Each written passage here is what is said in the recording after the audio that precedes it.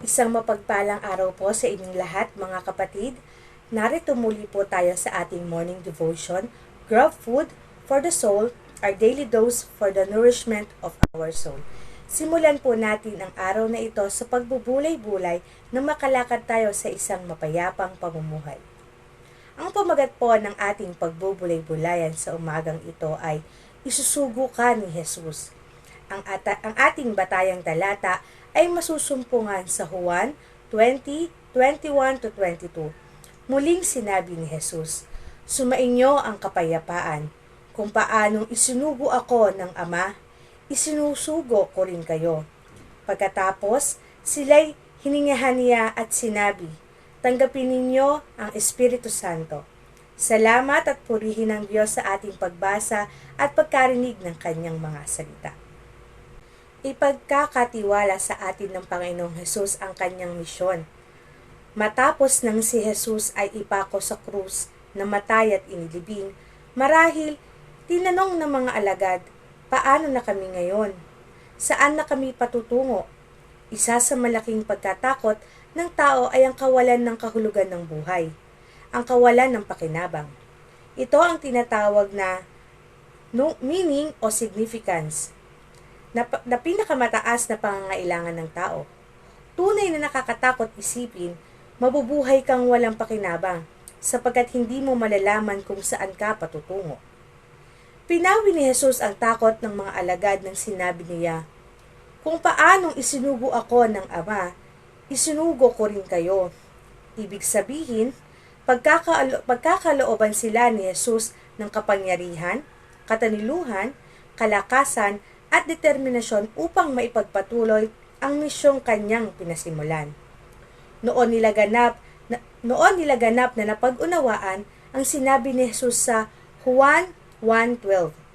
Pagkatandaan ninyo, ang nananalig sa akin ay makakagawa ng mga ginagawa ko, at higit kaysa rito, sapagkat babalik na ako sa Ama.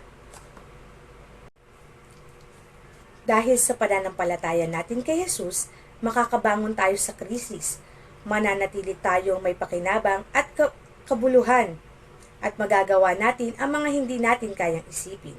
Katulad ng sinasabi sa Efeso 3:20, sa Kanya na makakagawa ng higit pa kaysa maaari nating hilingin at isipin sa pamamagitan ng Kanyang kapangyarihang kumikilos sa atin. Hihingahan ka ni Jesus upang tanggapin ang kapangyarihan ng banal na Espiritu. Dahil sa kasi ng banal na Espiritu, ang dating takot na mga alagad ay nakatagpo ng bagong katapangan. Ano pat kaya nilang harapin maging kamatayan? Nawala ang takot nilang lumantad at magpatotoo sa kapangyarihan, pag-ibig at pagliligtas ng Diyos sa pamamagitan ni Hesukristo. Dahil sa presensya ng banal na Espiritu, ang buhay ng mga alagad ay magiging hitik sa bunga ng Espiritu. Galatia 5:22-23.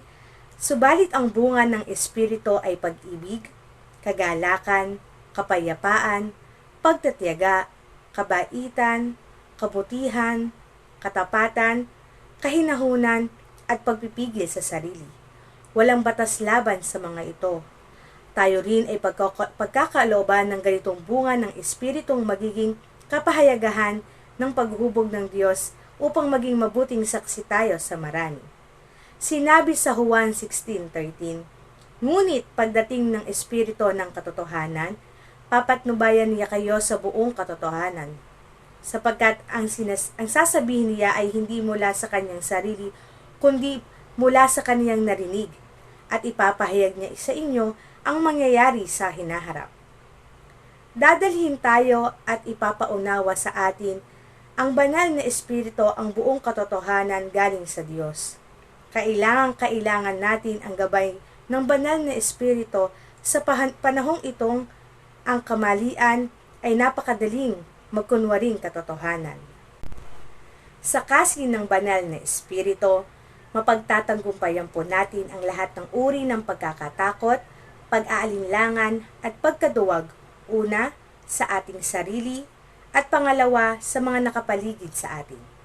Magkakaroon tayo ng katapangang ipahayag ang pagliligtas ng Diyos sa sinumang mananampalataya sa Panginoong Hesus.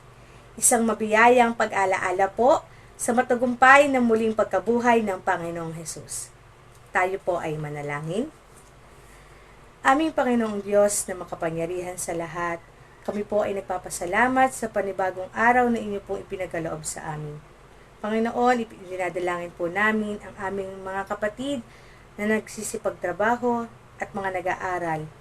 Kayo po ang mag-ingat sa kanila sa kanilang pagpasok at gayon din po sa kanilang pag-uwi. Panginoon, idinadalangin din po namin, Panginoon, ang mga kapatiran po namin na may mga karamdaman. Kayo po ang humipo sa kanila, Panginoon. Panginoon, ipinapasalamat po namin, Panginoon, ang lahat ng blessings na aming pong natatanggap, Panginoon. Ito po ang aming dalangin sa matamis na pangalan ni Jesus. Amen.